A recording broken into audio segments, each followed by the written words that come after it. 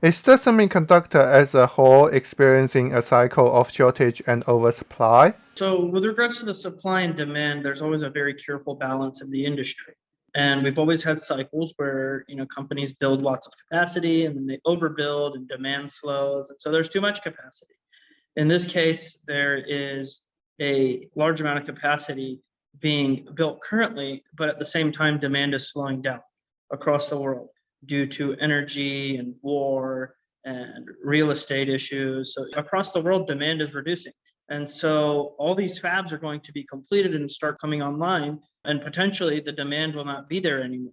And at the same time, we also have more subsidies and more regionalization, right? All the major countries want to have their own supply chain.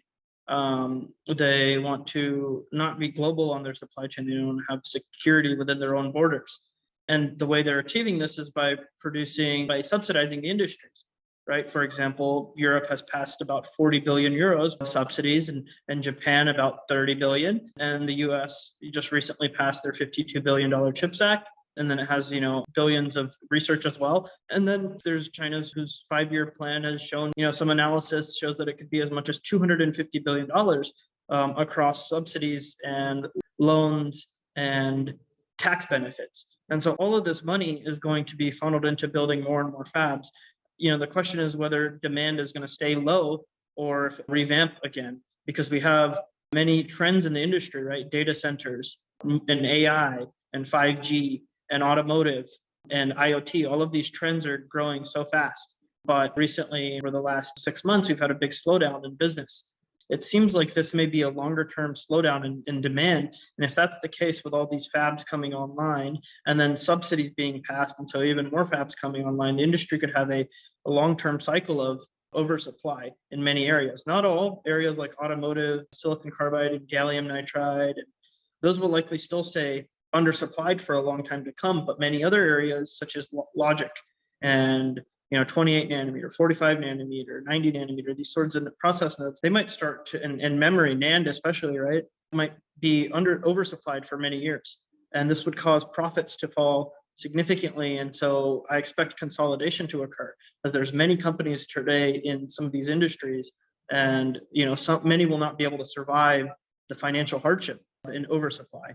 And so the best players will win. Companies in the memory space like Samsung and SK Hynix and Micron and YMTC, these companies will survive, while maybe I expect Kioxia or Western Digital to consolidate weaker companies in the memory space and those with not as much funding. And the same will happen in logic, right? For example, TSMC and UMC and SMIC, these foundries will survive, but then other foundries might not survive.